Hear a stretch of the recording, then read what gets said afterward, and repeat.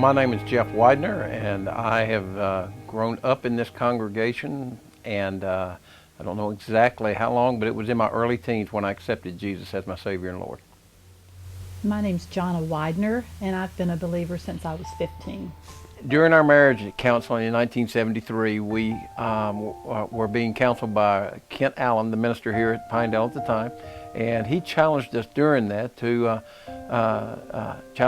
give regularly to the Lord and talk to us about tithing.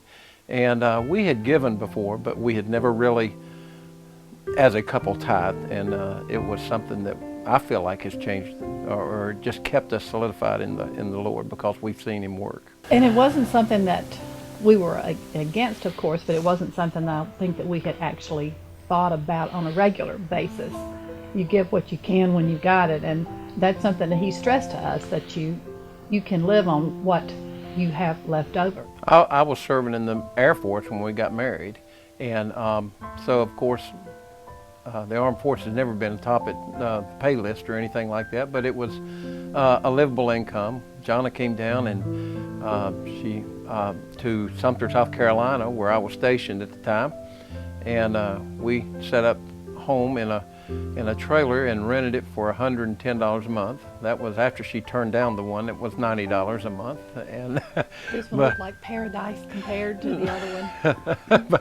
but we rented a trailer for a little while, and then Jonia started looking for work, and she found work in South Carolina, but then she got a job offer back here in Winston and came back to Winston to work. So her income and my income together, we were able to make ends meet, and I'm convinced a lot of it had to do with the fact that we were tithing, and God was blessing us and showing us ways to do things.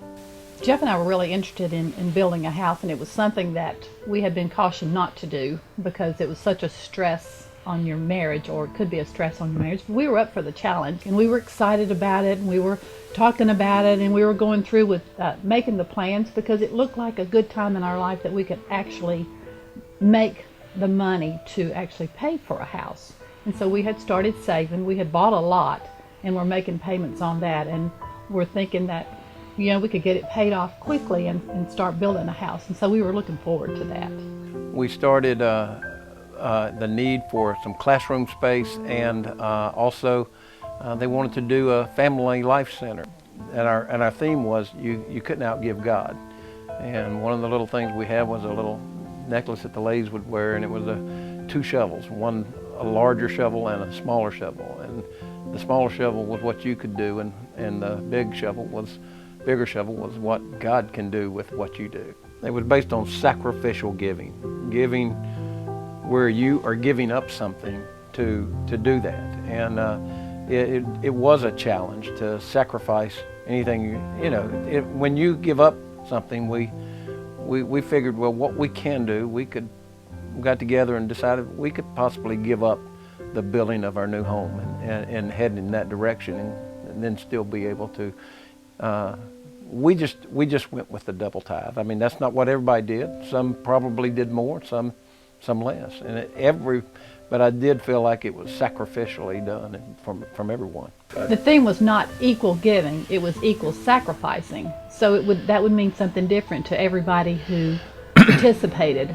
And it was a campaign that we got excited about, we got behind, and really thinking about it and praying about it, it wasn't a big deal to put that house off.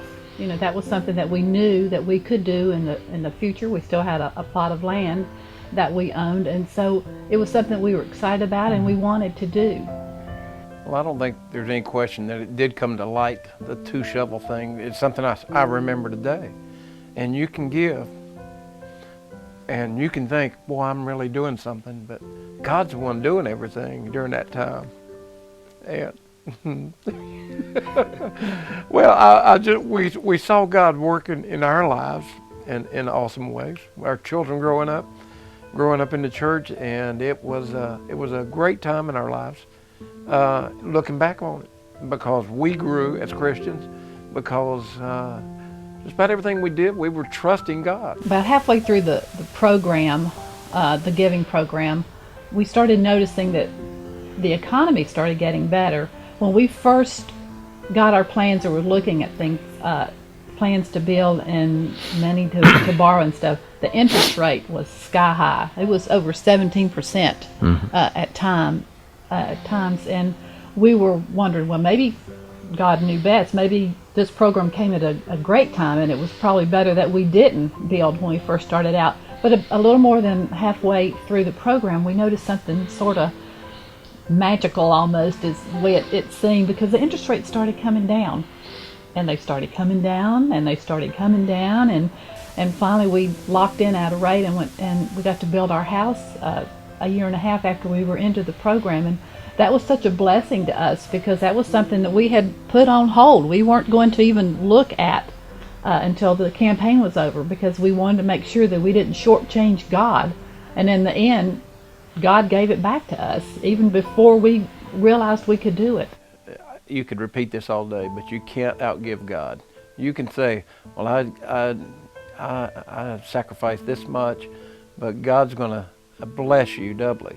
Now, this is not the health and wealth thing. That, I mean, you're going to have problems, you're going to have challenges, but it depends on where you put your faith during those challenges. And it's you learn to trust when you see how God can be there for you during the tough times. I think it's important for young couples and even individuals that are not married but that do have a job and can give, to tithe, to give to God.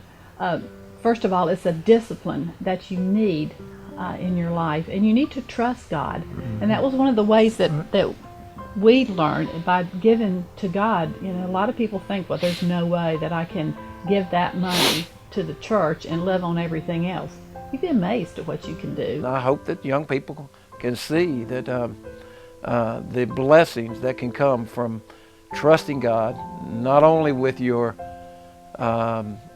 income, but with your lives and your decisions. And I think including Him in every decision you make is something that you should learn, and I encourage you to think about and pray about. I think it's neat that the fact that ever since we started our first building program, we've been in a building program. Mm-hmm. Would you disagree? I mean, we have, because sometimes they all don't get paid off in 3 years, and they don't. And so then we have been in a building program, which in hindsight is a great thing to say about the church.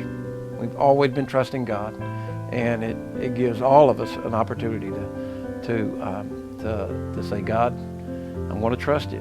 I'm going to trust you, and I'm going to give. I'm Jeff Widener. And I'm Jonia Widener. And we've answered God's call.